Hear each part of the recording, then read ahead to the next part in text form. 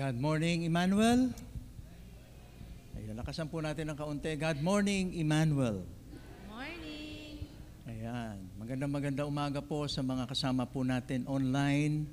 And of course, yung mga nandito po sa sanctuary, pinagpalang araw po sa ating lahat.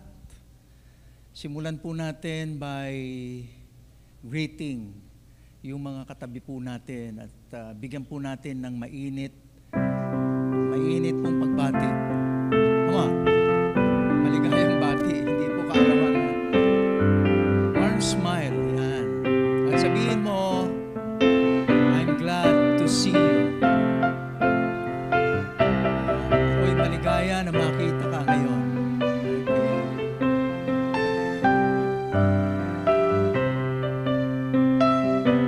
Maligaya pero ang lungkot ng mukha. Bigyan naman natin ang palakpak ang Panginoon. Magandang umaga, Lord. Ayun. Okay. Alam po ninyo ang month ng September, ito yung 9th month sa Gregorian calendar, right? Okay, very special po itong month na ito. Ito raw yung pinakamagandang buwan ng taon. Amen. Amen kami ni Joshua. Happy birthday kay Joshua. May mga special events po. Actually, napakarami po pag tinignan po natin. Pero magsasite lang po tayo ng tatlo. Number 1 is Childhood Cancer Awareness Month. So ito pong kabuuan ng buwan ng September ay we honor po yung mga children affected and survivors of pediatric cancer. Nakakaawa po pag nakita natin yung marami pong mga victims po ng cancer, mga bata. But we honor them itong month na ito. And of course, next week, we will be celebrating yung pong ating grandparents and seniors day. Yan. So, inspirein po natin sila kahit na medyo mahihina na po ang tuhod nila. Ay inspire natin sila para patuloy po silang mag-serve sa Panginoon. And of course, ito pong September daw ay harvest month. Dahil dito raw maraming harvest na nakukuha tayo. Especially kapag ang itinanim mo ay rice. Sa Dipolog po, ang tawag po dito ay panuig. Ito raw yung panahon na kung saan ang dami ng aanihin mo. Kasi magkahalong init at ulan. Napakaganda po daw niya sa mga pananim po natin. And so we give thanks unto the Lord. And God is, working, always working for the good of man. Amen? Nais ko namang basahin po itong, let's read together para mas maganda po. Psalm 84 in verses 1 and 2 and verse 4. Together from the heart. Let's read together. How lovely is your dwelling place, Lord Almighty. My soul yearns, even faints, for the courts of the Lord. My heart and my flesh cry out for the living God. What joy for those who can live in your house, always singing your praises. Basahin naman natin yung Tagalog version, napakaganda rin po. Sabay-sabay po tayo. Mahal ko ang iyong templo, makapangyarihang Yahweh, nasasabik ang lingkod mo, nasa templo ay pumasok. Ang buo kong pagkatao'y umaawit na may lugod. Sa masayang pag-awit ko, pinupuri buhay na Diyos. Mapalad na masasabi, silang dooy tumatahan at palaging umaawit, nagpupuring walang hanggan. Tayo po ay mag-alay po ng sabay-sabay na pagpupuri at pagsamba sa Panginoon po natin ng buong puso. Tayo po'y tumayo at mag-alay po tayo ng pagpupuri at pagsamba sa ating dakilang Diyos. Panginoon, puno po ng pananabik ang aming mga puso sa pagsasama-sama at sabay-sabay po naming iaalay sa iyo ang aming mga papuri at pagsamba. Sa iisang Diyos ang nakaluklok sa kataas-taasan. Buhay, makapangyarihan, ang Diyos naming maluwalhati at puspos ng karangalan. Sa iyo lamang po kami umaawit, naglilingkod at sa iyo lamang ipagkakatiwala ang buhay. Wala nang ibang Diyos kundi ikaw, Panginoon. We worship you in spirit and in truth. Glorious Lord, Lord of the heavens and the earth, our sovereign Lord, sovereign over our lives, sovereign over this universe, Lord, King of all ages, Lord of lords, King of lords, and Lord of kings. We bow at your presence, Lord. In your holy presence, Lord, kami rin po ay nagpapakumbaba. Kinikilala po namin, Lord, ang aming mga kasalanan sa iyong banal na harapan. Sama-sama rin po kami umaamin ang aming mga kasalanan sa iyong harapan, Panginoon. Patawarin mo kami, linisin mo kami ng banal na dugo ng Panginoong Hesus. Hariya mo po maging malaya ang pag-aalay po namin ng pagsamba sa iyo. Hugasan mo kami ng banal na dugo ng Panginoong Hesus.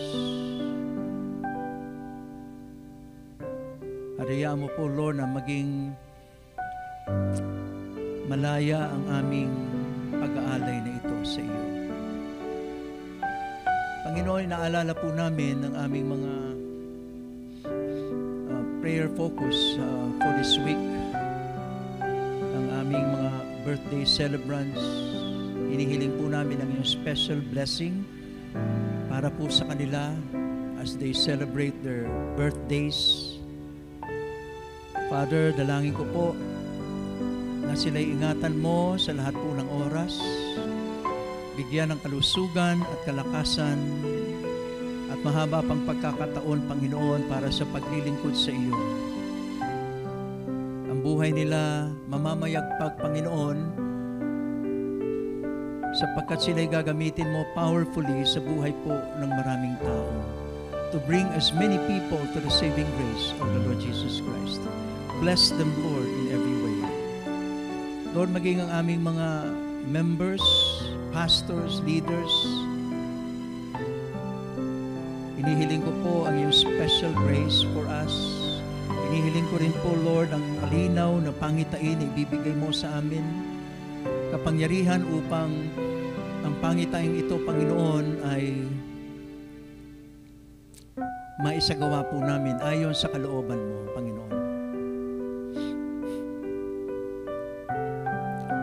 Bigyan mo kami, Lord, ng pagpapala sa aming mga pamilya.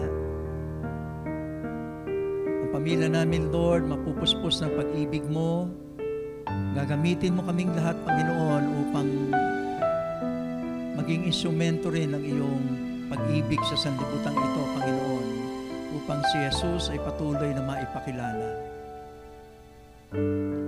Patuloy kaming dumudulog sa iyo, Lord, para po sa aming ministry focus for this week. Ang children's ministry, pangunguna po ng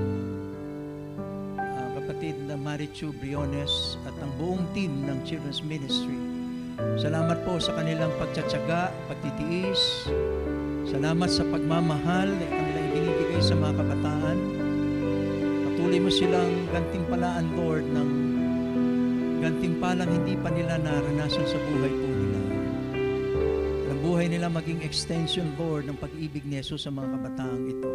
At patuloy ka mag-raise up, Lord, ng mga kabataan ang puso ay para sa iyo.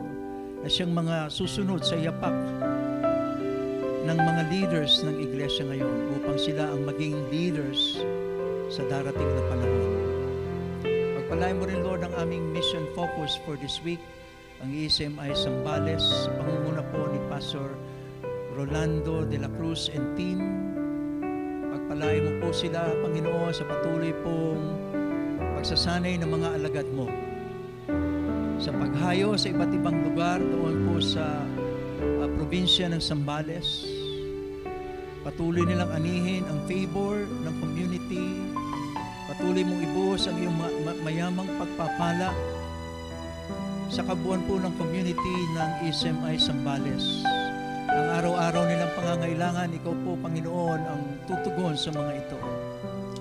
Ikaw rin ang mag-iingat sa kanila, gagabay, at patuloy na magtuturo, Lord, ng mga pamamaraan upang mas maging malawak ang ministry ng ECMI Zambales. Salamat, Panginoon, kung paano mo rin po pagpapalain ang Siba family. Patuloy mo kaming bigyan, Lord, ng pagkakaisa sa Vision 2025. Patuloy mo kaming empower, Lord, upang abutin ang mas malayong dako. Buksan mo mga tahanan at iba't ibang lugar para sa gawain ng church planting. Mag-raise up ka, Lord, ng mga workers na ang puso, Panginoon, ay para sa iyo lamang. Na ang puso ay handang magtiis, Panginoon, anuman ang haharaping mga hamon ng ministry. Pagpalain mo po ang kabuuan ng CBAP family, ang mga churches, leaders, pastors, mga members, na kami ay magsikap, Panginoon, upang maabot ang pangitaing ito sa pangalan ng Panginoong Yesus. We also remember, bless our CAPS ministry. Sa pagtataguyod, Lord, ng aming mga kapulisan, bigyan mo ng kakayahan ang mga life coaches upang sila ay palalimin sa kanilang relasyon sa Panginoong Yesus. Magtiyaga, maging masipag, Panginoon, at patuloy silang ipanalangin. Dalangin namin sa aming mga kapulisan na ikaw po, Lord, ang huhubog sa kanila sa katwiran ng Panginoong Yesus at ang iyong special favor ay lagi po nilang maranasan sa buhay po nila. Patuloy po namin itinataas sa iyo, Lord, ang aming mahal na bansa, Panginoon. Tinihiling ang special blessing mo, Lord, sa aming mahal na bansa. Na malampasan po namin ang iba't iba pong mga issues at hand,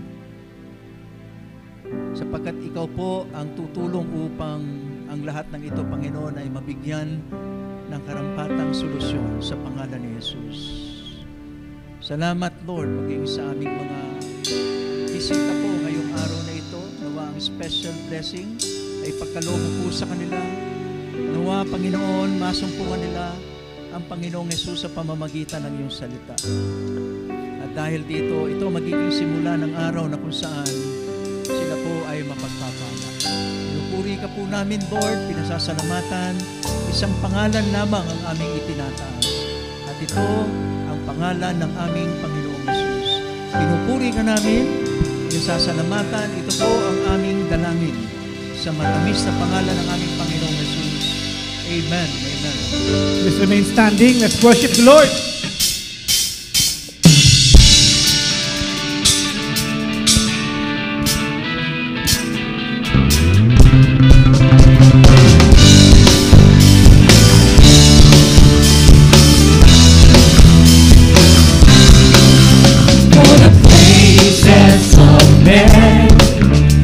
I will never ever stand for the kingdoms of this world. I'll never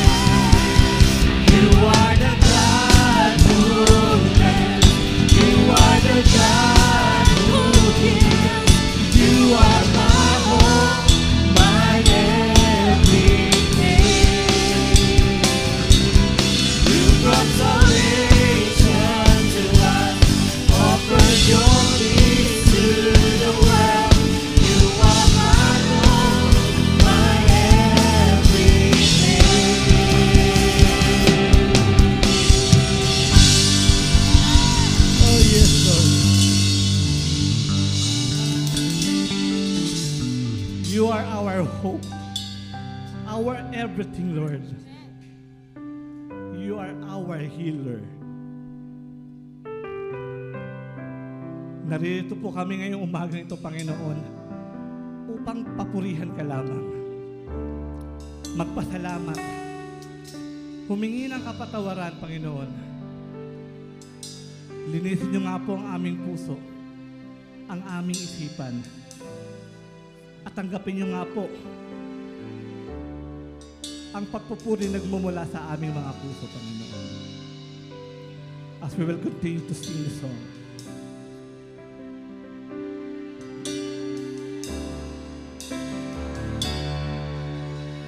Thank you for the cross, the mighty cross, that God Himself should die for such as us. And every day we're changing to Your image more and more. Yes, by the cross we're truly being transformed.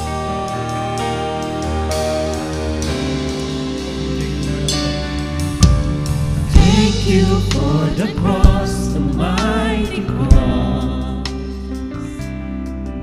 that God Himself should die for such as us. And every day we're changing to Your image more and more. It's by the cross we're truly being transformed. And so amazed, and we give You praise that You would save us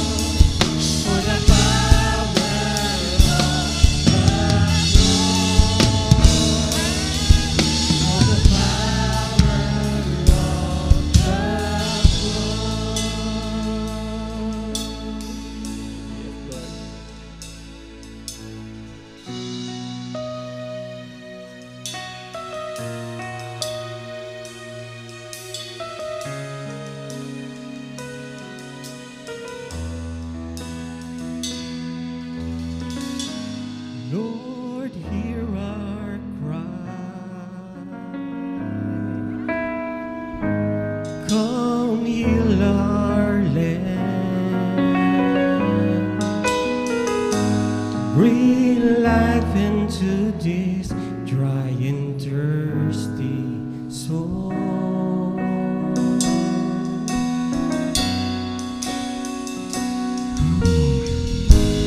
Lord, hear our prayer. Forgive our sin. And as we call on your name, would you make this one place for your glory to reign? Open the blind eyes, unlock the deaf ears, come to your people as we join in.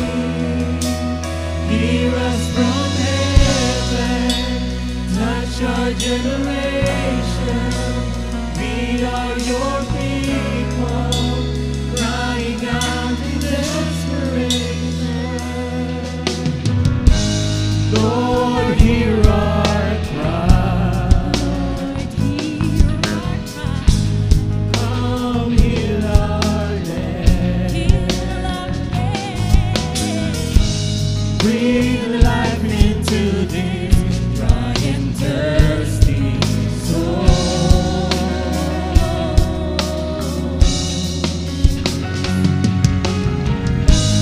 Lord, hear our prayer.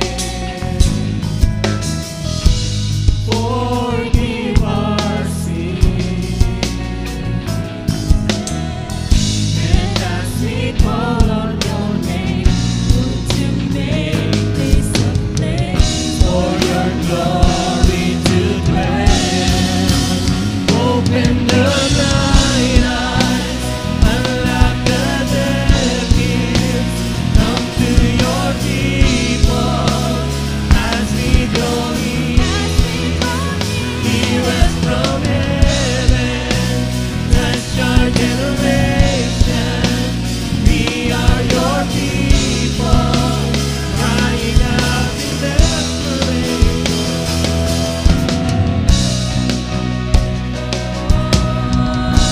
Let's worship the Lord.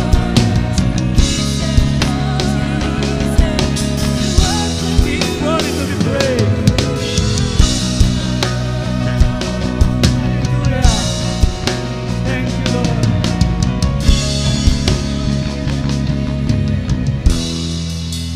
Hear us from heaven, hear us from heaven. Come on, church, let's worship Hear Him. us from heaven.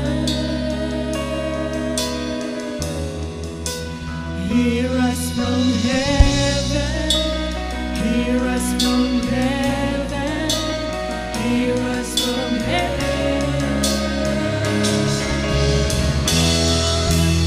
Hear us from heaven. Hear us from heaven. Hear us from heaven. Hear us from heaven. Hear us from heaven. Hear us from heaven.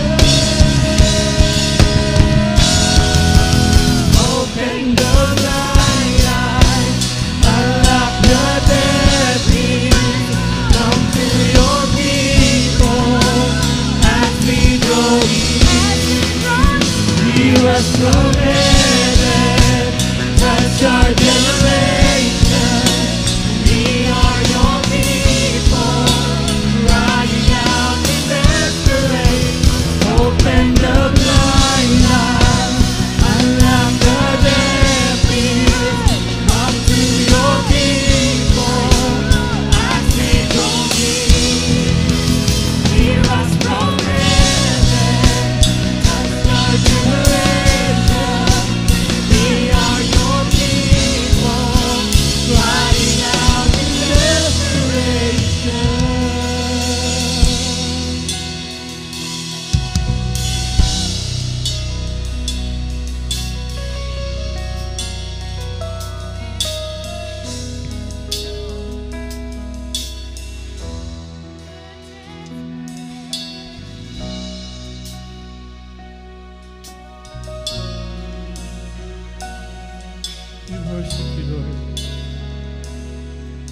We cry out in desperation, Lord. Lord, we thank you. We thank you, Lord, for your goodness, for your love. Accept our offerings, Lord. Accept our praises.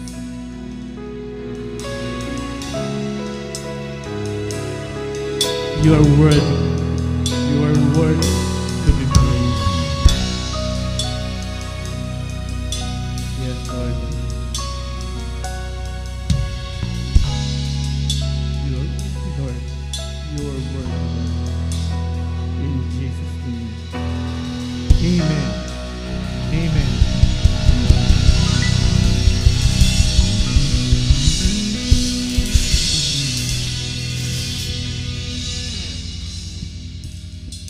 Maaari na po tayo makaupo.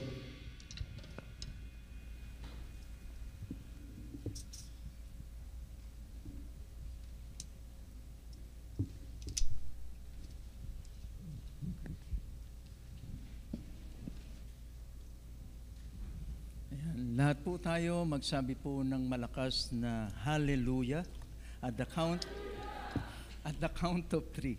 Ibilang po muna tayo ng 3. 1, 2, 3. Hallelujah! Amen.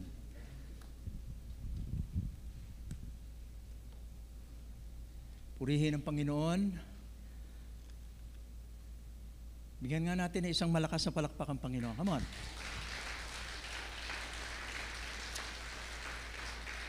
Amen. Amen. Alam po ninyo, nung ako ay first year high school, meron po akong kaibigan, ang pangalan po ay Arnaldo Makabuhay. I've shared this before. And we were very close. Close friend po talaga kami, BFF. Actually, 3 po kami, si Arnaldo, si Romeo, at ako. Kami pong 3. At ang turingan po namin para po kami mga brothers.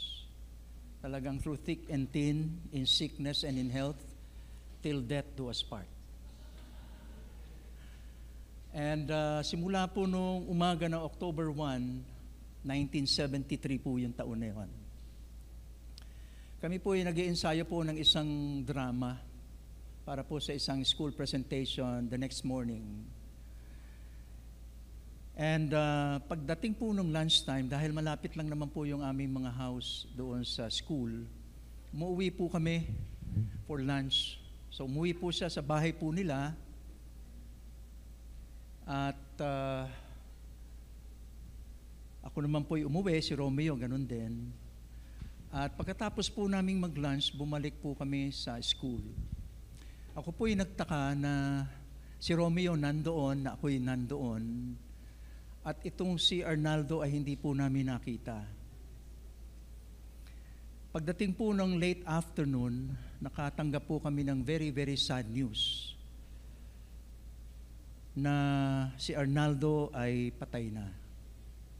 So can you imagine, kasama mo nung umaga, nag-iensayo kayo, pagkatapos lang ng ilang oras, ito yung balita, patay na siya. And so he was killed brutally and mercilessly, together with his mother, Azucena. Ang tawag namin sa mother niya, si Tita Nena. Arnaldo died at the age of 13. Pakabata po na 13. Napakatalino po nitong kaibigan ko na ito. Now in 1978, 2 of my classmates, Zenaida and Imelda, both died at the age of 18. Si Zenaida namatay po siya because of heart complications due to diabetes. Si Imelda naman po, dahil sobrang talino, ito po yung aming valedictorian noon. Namatay po siya ng brain cancer. They died at the age of 18. And in 1979, my college friend and classmate, Jonathan, kung nandito si Pong, baka naalala pa ni Pong, naalala mo si Jonathan. Siya po'y namatay because of his operation dito po sa kanyang appendicitis. Alam po niyo, I have led and officiated many funeral services. Napakarami na po. And I have always recited Hebrews chapter 9 in verse 27. And sabi po doon, man is destined to die once. And all of us have that appointment someday. Man is destined to die once. And so bawat isa po sa atin na nandito sa room na ito, meron po tayong appointment with death someday, and we don't know at what age. Malungkot po tayo sapagkat namatay yung may mga namamatay talagang very early, no, in their lives. But to us believers of the Lord Jesus Christ, death is not the end of our story. It is not. We look forward to the time when, there shall be no more death, according to Revelation chapter 21 in verse 4. And on that day, we will all rejoice in the presence of God. Amen? So para po sa atin, hindi po kamatayan ang katapusan ng ating buhay. No? Wala pong kamatayan ang buhay po ng isang taong nagtiwala sa ating Panginoong Hesus. So welcome po sa ating napaka-weird na series. Death the series. At sa akin pong pagkakaalala ay ano po ito, no?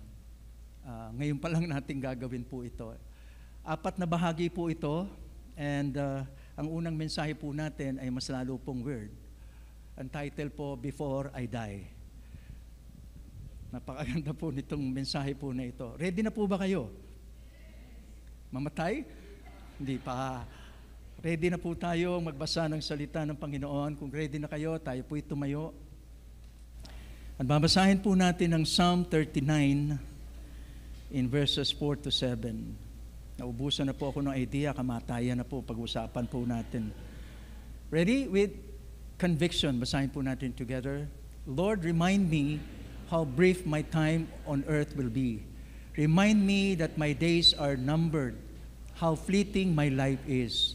You have made my life no longer than the weed of my hand. My entire lifetime is just a moment to you. At best, each of us is but a breath. We are merely moving shadows, and all our busy rushing ends in nothing. We heap up wealth, not knowing who will spend it. And so, Lord, where do I put my hope? My only hope is in you. Verse 13, O spare me that I may recover strength before I go hence and be no more. Manalangin po tayo. Panginoon, alam po namin meron ka pong mensahe para sa amin sa topic na ito.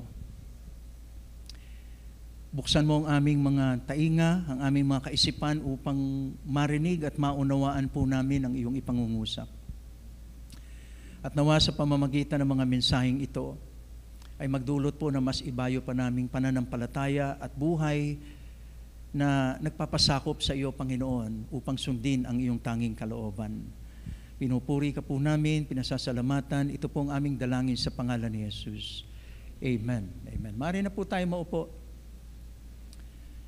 Today is not a funeral service. Yan, gusto ko pong liwanagin po yan. No? Hindi po tayo nag-funeral service ngayon. But actually, today, we rejoice and celebrate Jesus. Amen? Mahina eh. Funeral service yata ito eh. Today, we rejoice and celebrate Jesus. Amen? Ayun, ang mas maganda po doon. Katulad po ng nabanggit ko, I believe this is the first time na itatackle po natin itong topic on death in the pulpit. And alam po ninyo, death is real talk. Totoo po ito at mahalagang pag-usapan. And I would say that is one of the most feared and dreaded topics. And most of the time, we evade this topic. Iniiwasan po natin. Marinig nga lang po natin o mabanggit parang tabu ang dating sa atin. Ano? Hindi po natin gustong pakinggan po itong topic po ng kamatayan. I believe mahalaga po ang topic na ito for better understanding and knowledge about death. And it remains to be a mystery for many of us, actually an unknown mystery or phenomenon. But the goal of this series is to give us some insights about death, how to go about life before death, and learn to face death with courage and hope in the Lord Jesus Christ. And so everyone dies. Lahat po mamamatay. Tignan mo yung katabi mo ngayon. Sabihin mo, mamamatay ka rin. Pero hindi po yung ibig sabihin ay kine-curse mo, kundi sinasabi mo isang statement of fact, katotohanan. Isang truth na sinasabi mo sa katabi mo, may mamamatay ka rin talaga. Pero hindi curse. Ipinapaalala mo sa katabi mo na mamamatay ka rin. That is a reality we could not avoid. And we are confronted with this reality every day. Sa lahat ng oras. Kahit saan po tayo tumungo, meron pong kamatayan. And you know, that teaches us that the greatest lesson in life is how to live. Digging deep into the topic of death, meron palang napakagandang lesson in life ang matututunan natin. At ang lesson na yon, paano pa dapat mamuhay ang isang tao as we prepare ourselves doon po sa kamatayan na tinatawag. So 3 important things on how to prepare ourselves before death. 3 important principles that we need to learn about death and life. No? Number 1 is, life is fleeting. Maiksi lamang ang buhay. Life is short and uncertain. Now, in view of eternity, it says there, Lord, remind me of how brief my time on earth will be. Remind me that my days are numbered, how fleeting my life is. You have made my life no longer than the width of my hand. My entire lifetime is just a moment to you at best. Each of us is but a breath. You know, life is short and brief. Wala po siguro mag-a-argue po doon, no? And James tells us in James chapter 4, verse 4, that life is like a mist that appears for a little while and then vanishes. Narito ngayon, mamaya wala na. Tulad po ng ating mga naibigay na halimbawa po kanina. So when you live 70, 80, 90, or even 100 years old, compared to eternity, you know, 100 years old is nothing. But when you view the fleeting years of life in the light of God and in the light of eternity, it is just like a speck in the eye. Pag tumingin po tayo sa langit sa gabi, may makikita po tayong parang very bright na star na malaki.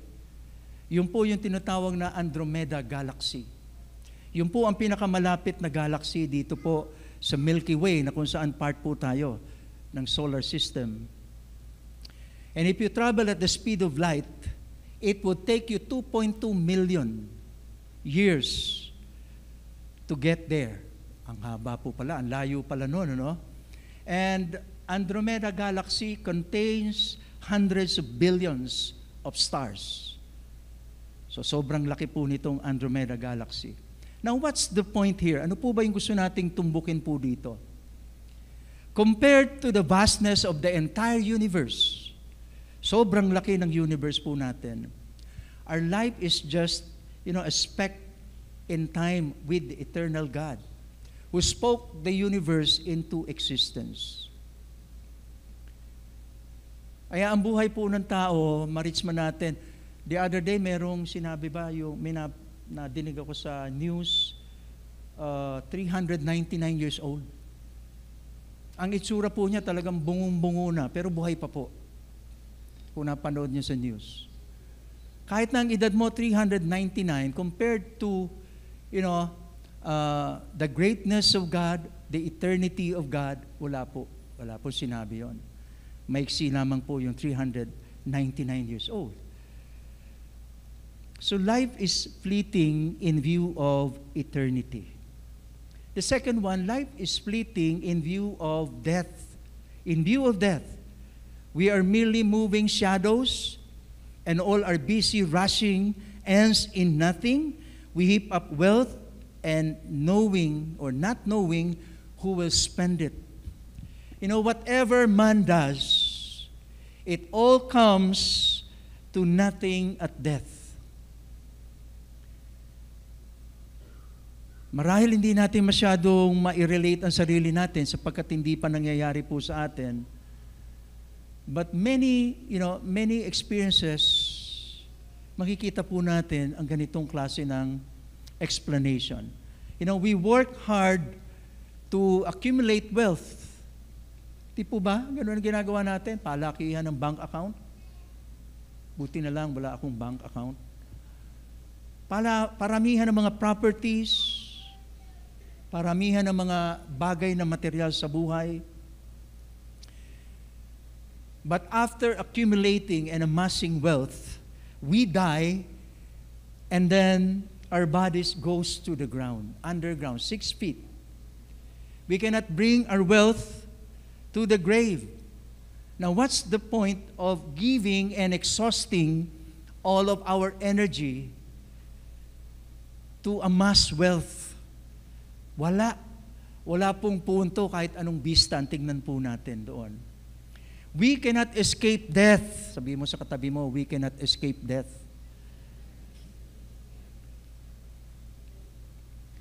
We should not live as if we could. Dapat ang pamumuhay po natin ay hindi po nakasalig, doon sa mga bagay na sinasandalan natin dito sa lupa. Because we all know that death is not a respecter of person. Wala po siyang kinikilalang tao, mayaman, mahirap, bata o matanda, lahat po mamamatay. And it comes anytime, all the time, and at an unexpected time. Dumarating ang kamatayan. So no one really knows whether you will be alive today or tomorrow. Meron ba nakakatiyak dito bukas buhay siya? Or after this worship service, buhay pa siya? So we need to keep in front of us at all times the fact that life is fleeting. Life is brief in view of eternity and death. So we must live for the Lord. That's our second point.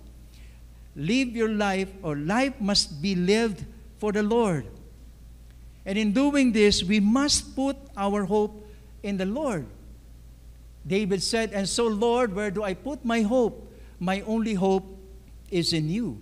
And so the longer we live, the more we realize that there is nowhere else to put our hope. Kahit saan po tayo tumungo o pumunta o sandalan po natin yung pinakamarami nating pera. Kung nanonood po kayo sa YouTube ng mga Senate inquiries, nabubunyag po yung hundreds of millions of pesos. Kahit na ganong karami pa yung pera mo, at the end of the day, you will realize that, there is nowhere else to put our hope but God. Sa Panginoon lamang po. Now the question is, where is your hope? In your family? Sa tatay mo, sa nanay mo, sa mga kapatid mo, in your bank account? Brad, saan ka ba nagbabangko? Wala, Central Bank lang, Brad. Ganun ba ang ating pananaw sa ating sinasandalan? In your job, in your friends? Lahat po ng ito can only give us empty hopes and short-lived satisfactions and promises. They can never truly satisfy our lives. Now, is your hope in this world?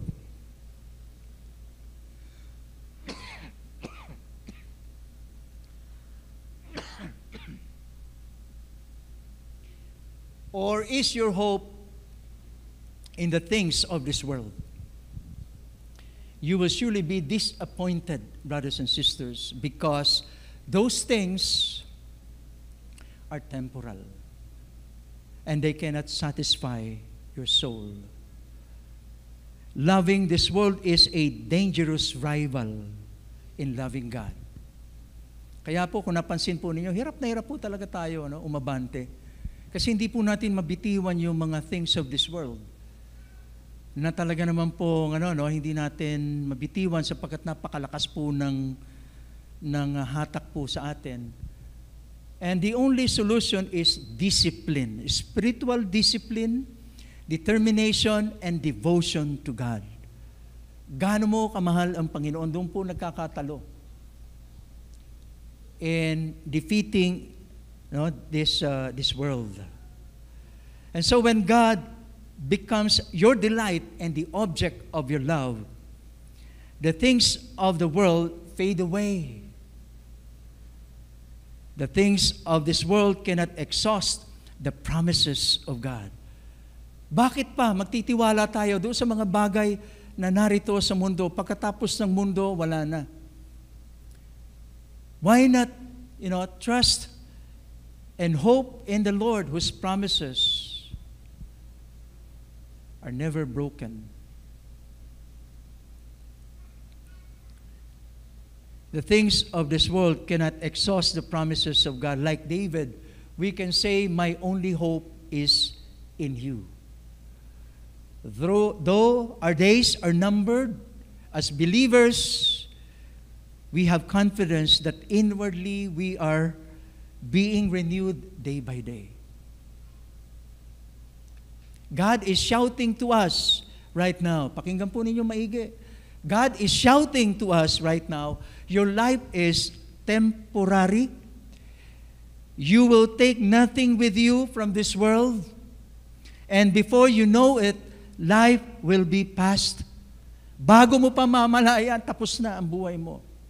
Naubos ang pagkakataon for you, to do the things, the will of God in your life. Put your hope in God, not on the things of this world, brothers and sisters. So not only putting your hope in the Lord, but make your life count in eternity. Dapat po, matuto tayo na gamitin yung oras po na binigay ng Lord sa atin for more important things, for things that have eternal value sa buhay po natin. Ephesians, be careful then how you live, not as unwise, but as wise, making the most of every opportunity because the days are evil. Seize opportunities while there's still time. Seize every opportunity. And only God knows how much time each of us has on this earth to impact eternity. Si Lord lang ang nakakaalam ng buhay po nating lahat. And so live according to the grace plan of God. Not according to your performance plan. Redeem the time. Be careful in how you live. Again, the greatest lesson about that is how to live. Now the question is, how do you live your life today in the light of eternity? Are you investing your life in eternity? The third one, this life is not all there is. Life is fleeting. Life must be lived for the Lord. And the third point is, this life is not all there is. This world is not our real home. Hebrews 13, for this world is not our home. We are looking forward to our everlasting home in heaven. And so when we come to know the Lord Jesus Christ, we realize we are all passing by in this world. We are just passers-by. Dumadaan lang po tayo dito sa mundong ito. Travelers going to a place of eternal rest and peace to be with our Father who is in heaven. Yung iba, mas mahaba ang buhay. Sino po pinaka may edad na po dito? Meron na po bang 80 na nandito? 80. 78. Tuturuan kayo ha. 76, meron po ba? 74? Ayun, si ate, pinakamatanda rito. Ayun, si ate Nelia, ganun din.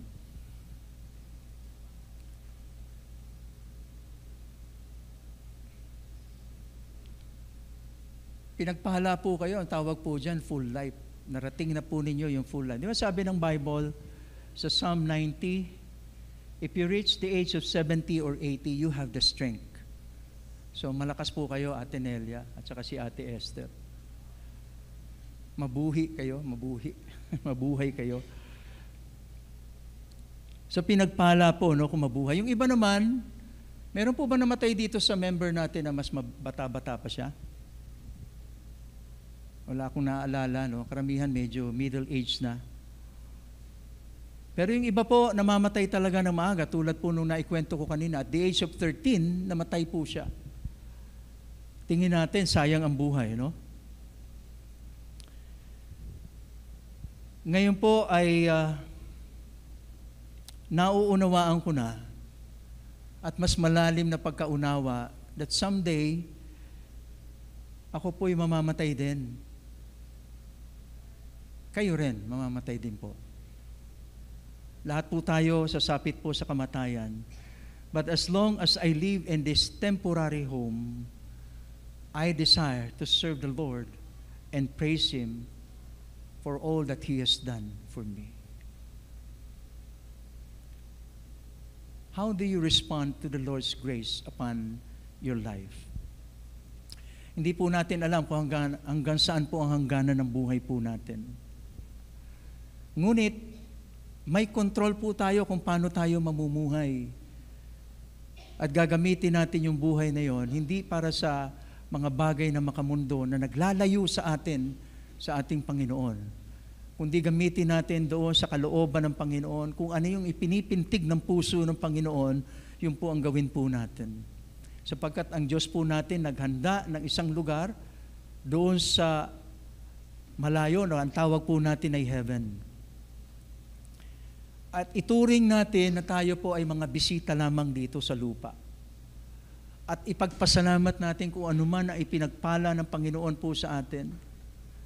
At gamitin natin ang panahon na itatagal po natin dito so that, we can serve God and fulfill His plan for our lives. So this world is not our real home. Our real home is in heaven. Now, Charles Thomas Studd, meron po siyang famous line. I'm sure alam na po natin to. Basahin po natin. Only one life will soon be passed. Only what's done for Christ will last. Very familiar line po ito para sa ating lahat. Ito po ay very effective sapagkat nagtuturo po ito ng eternal perspective po sa atin. It can change our eternal perspective if we put to heart these words from Charles Thomas Studd. We all know that death is inevitable. Hindi po talaga maiiwasan ito. But how often does it really impact our thoughts, our decisions, and actions in day-to-day life? Meron ba talagang impact yon? The truth that we will die? Na dapat ay meron tayong ginagawa para sa Panginoon? Meron bang impact yon sa isip, sa ating mga ginagawa, sa mga priorities natin sa buhay? Revelation 22 in verse 12. Let's read it. Look, I am coming soon. My reward is with me, and I will give to each person according to what they have done. In the next verse, please. Let's read. For we must all appear before the judgment seat of Christ, so that each of us may receive what is due us for the things done while in the body, whether good or bad. Ito pong dalawang verse na ito, malinaw po na nagsasabi patungkol sa pagdating ng Panginoon. At sa ilalapat po niyang paghuhukom sa ating mga sumampalataya sa Panginoon. Hindi po paghuhukom para parusahan ng kasalanan, kundi paghuhukom para po sa gantimpala o reward na ibibigay po ng Panginoon sa bawat isa. Wala tayong dapat ikatakot sa judgment seat, sapagkat ito'y paghuhukom para sa mga gantimpalang tatanggapin ng bawat isa. And so when we consider the end of our lives and standing before the judgment seat of Christ, it encourages us not to live for ourselves, but for the kingdom of God. Lagi nating alalahanin, someday I will be standing before the judgment seat of Christ. And I will be judged. Sana yun po ang patuloy na magbigay ng encouragement for us to move, for us to serve, for us to do the things of God. Kalimutan po natin yung mga selfish ambitions po natin. Now that we were purchased by the blood of Christ, we are not our own. We are now owned by the Lamb, by the Lord Jesus Christ. We can be confident that when we live with this eternal perspective, whatever sacrifices or sufferings that come our way, in the end, we will agree it was worth it all. It was worth it all. Brothers and sisters, let us close our eyes and let's begin to contemplate and reflect on these words, this final thought. You know, death is the most feared thing in life. It takes away everything and everybody from us. And no one has ever escaped it. We're all on the waiting line. And as we see others die, it reminds us that our own turn is coming. Life is fleeting and fragile. Finding happiness and pleasure in the world, that is money, family, houses, clothes, beauty, travel, property, success in business, career, relationship, are not sufficient to satisfy our soul. They have a place, but only God is sufficient for inward, lasting joy and satisfaction. And our hope is not in ourselves, our plans, our power to overcome, but our hope is in God.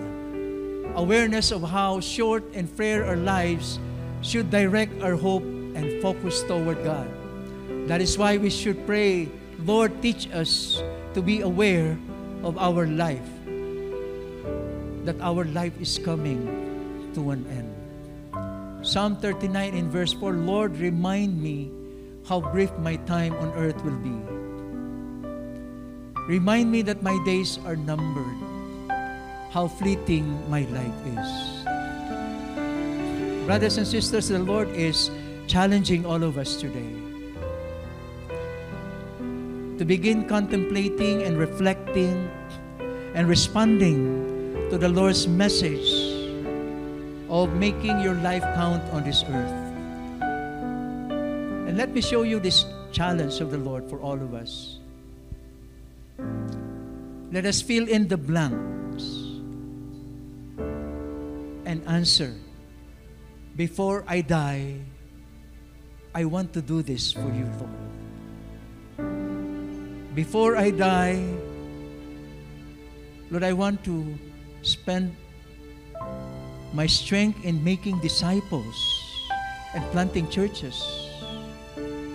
Before I die, I want to spend the rest of my life praising you, giving my utmost worship to the only God. Before I die, I want to spend my life serving people. I want to, Lord, love you passionately. What is your response to the Lord's challenge today? That before you die, what will you commit yourself to Him? As the Lord speaks to you right now, pwede ka bang tumayo kung meron kang gustong ipangako sa Panginoon ngayon bilang tugon mo sa katanungan, before I die, ay gagawin mo ang bagay na ito for the rest of your life. The Lord is waiting for your response, brothers and sisters. Before I die, before you die, what will you do? What is your response to the Lord's challenge today? The point of before I die is to reprioritize our life and to do the things of God with intention. How will you prioritize your life today? Knowing that God is calling you to be proactive in His work, to be proactive in investing your life that has eternal value. Before I die, what will you do? Before you die, what will you do? Say this from your heart to the Lord. Whisper your answer to the Lord. Whisper your commitment to the Lord today. The Lord sees you. The Lord hears you. And He's more than willing to enable you to do it. In the mighty name of Jesus. Manalangin po tayo, Father.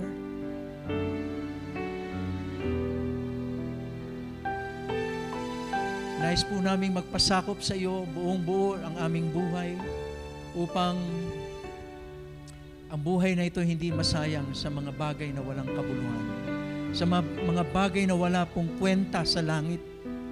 Nais naming simulan ngayong araw na ito, nagugulin ang aming buhay para sa mga bagay lamang na may kwenta sa langit. Mga bagay na magbibigay po ng luwalhati sa iyong pangalan. Mga bagay na gaganap sa iyong mga layunin at mga plano sa aming buhay, Panginoon. Tulungan mo na magkaroon po kami sa aming puso ng resolve, ng desisyon ngayon na maging seryoso sa bagay na ito. At ilaan ang aming buhay, ang kabuuan nito para sa pangakong ito sa iyong harapan. Ito'y pangakong, Panginoon, hindi po namin puputulin for the rest of our lives. And for as long as you allow us to stay in this temporary world. We give you all our praise, Lord. You have heard our response. We look up to you for help and empowerment. We want to bring glory and honor to you, Lord. May your name alone be glorified in all this.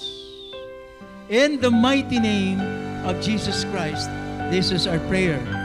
Amen and amen.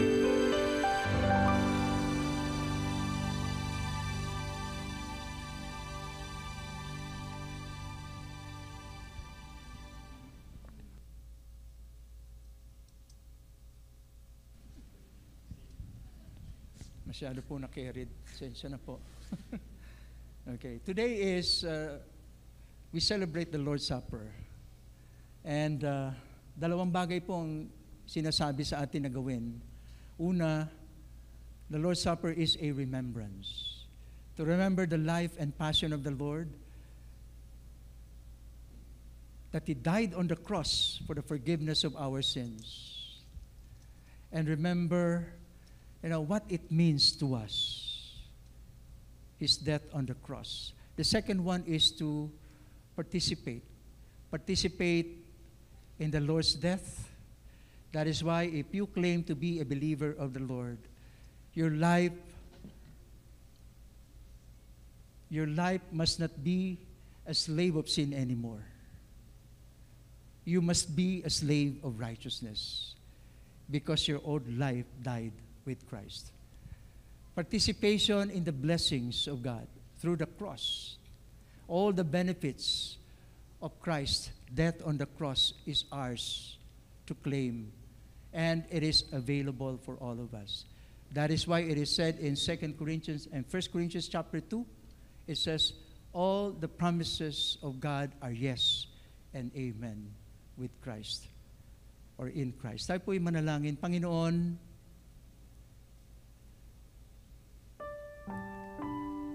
napaka-special po ng araw na ito upang alalahanin ang iyong pagpapakasakit at ang aming tungkulin bilang bahagi ng iyong katawan.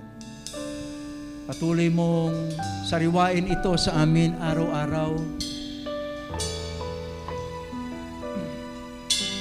at gamitin mo, Panginoon, ang buhay po namin so that ang kahulugan po nito manatiling buhay. Hindi lang sa amin, kundi patuloy na maging buhay upang marinig ng mga tao ang dakilang ginawa mo sa krus. Pinupuri ka po namin, pinasasalamatan. Ito po ang aming dalangin sa pangalan ng Panginoong Jesus. Amen. Tinatawagan po natin ang ating mga elders upang ipamahagi po yung ating mga elements.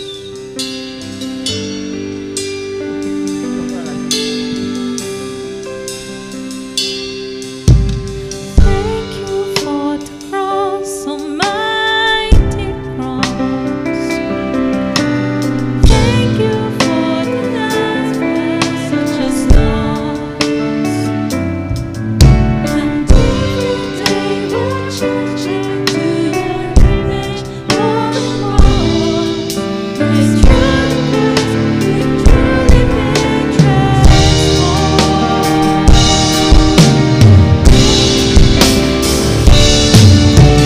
Thank you for the cross, mighty cross.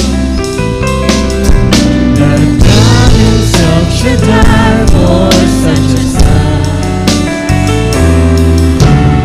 Every day we're changing to your image more and more.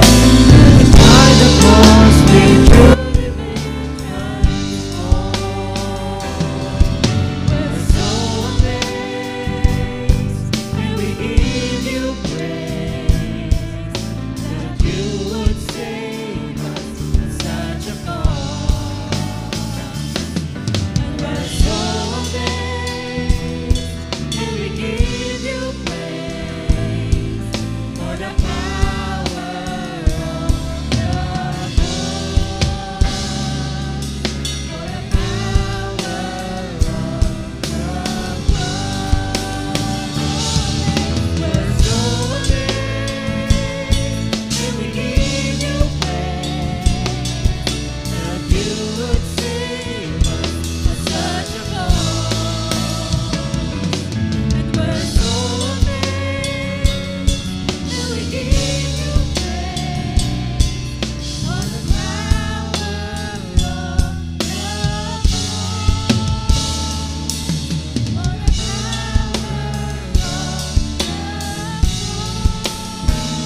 for the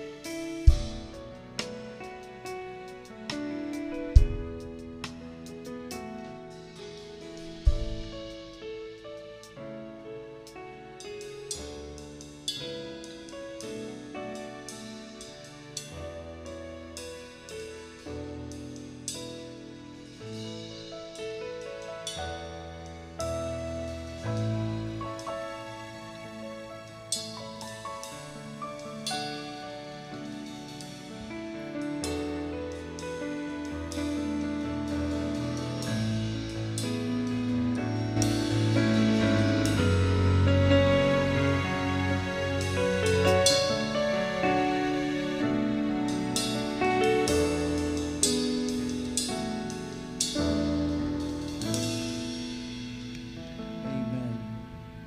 Let's hold the bread. The Lord Jesus, on the night He was betrayed, took bread, and when He had given thanks, He broke it and said, "This is my body which is for you. Do this in remembrance of me." Let's partake of the bread.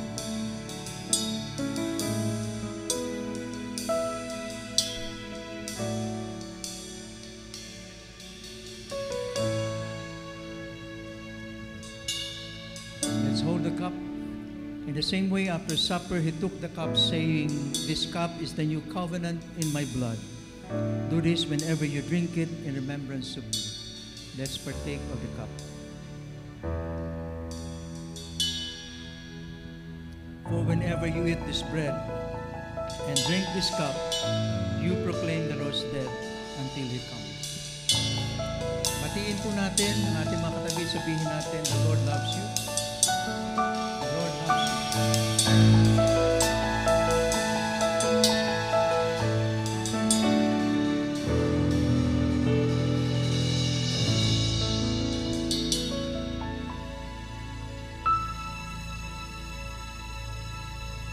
Praise the Lord! It's offering time. Amen. So, settle po muna tayo. And let's prepare our hearts. So this is the time that we give back to God what is due for Him, di ba? So, binless niya tayo throughout the week and it's time for us naman to bless Him. So, we can give our tithes and offerings sa treasure box na nasa harapan. At yung mga naka-online, pwede nyo ibigay sa mga bank account saka money transfer facilities. So, we can give our tithes and offering.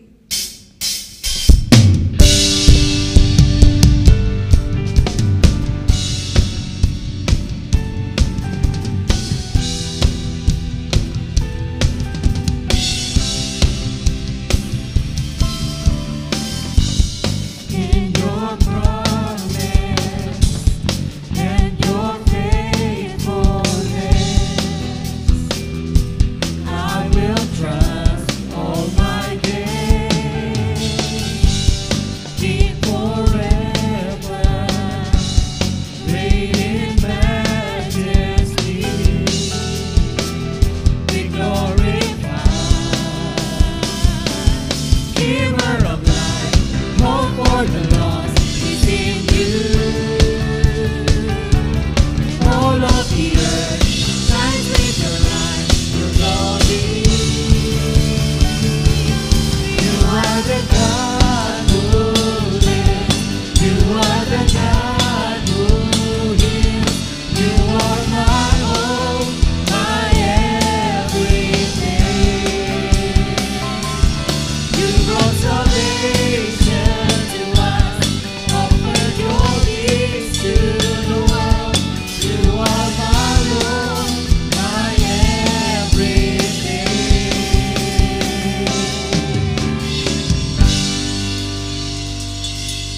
Let's pray. Heavenly Father, thank you, Lord, for all the blessings, Panginoon. Tagapin niyo nga po mga kaloob na ito sa ikalalaganapan ng iyong salita. Pinupuri ka namin, pinasalamatan. Ito aming samot dalangin sa pangalan ni Jesus. Amen. Amen. Maraming salamat po. Nais nating batiin mga bagong kaibigan ng Emmanuel.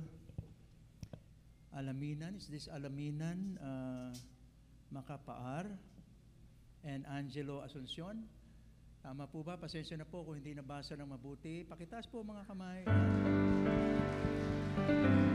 Salamat po. And also Caitlin Joyce Abelia. Nandito po siya. Invited po ng kanyang tita Liz. Salamat po for joining us today. Kate, isa ba si Kate? Okay. Praise the Lord. Ganyan din naman po si Adelina Bayog. Adelina Bayog, tama po ba? Salamat po, ate. Palahin kayo ng ating Panginoon. Invited by Aderna Torres. And of course, Ellery Villanueva, Daniel Villanueva, and Shannon Lozanes. Invited by Julu. Good. Salamat po for joining us today. Meron po tayong kasabihan po dito sa unang pagkakataon, kayo po ay kaibigan ng Emmanuel. Sa mga susunod po ay kapamilya at kapuso na po kayo ng Emmanuel. Amen. Sa ating mga announcements, Fourth Watch, simula na naman po bukas hanggang Biyernes. May pagbabago po doon sa Zoom link po natin, ano? So antabayanan po ninyo. Ating ipapasa po yan. Bago po yung ating Fourth Watch. So inaanyayahan po ang lahat na tayo po'y dumalo sa pananalangin. And of course, Generation for God Youth Service, mamaya na po yan, 1:00. Tama po ba? 1:00? Ayun, salamat po. And of course, yung ating pong 9th Sumbergence sa darating pong Wednesday, 7:00 ng gabi. Yan, sa panibagong channel na pumuli ito. Ating i-announce din po yan. And of course, sa darating pong Sabado, yung pong ating Encounter Weekend. Ayan, napakarami na po ng delegates po natin. More than 50 na po yun. Sana po ay ma-confirm lahat po yun.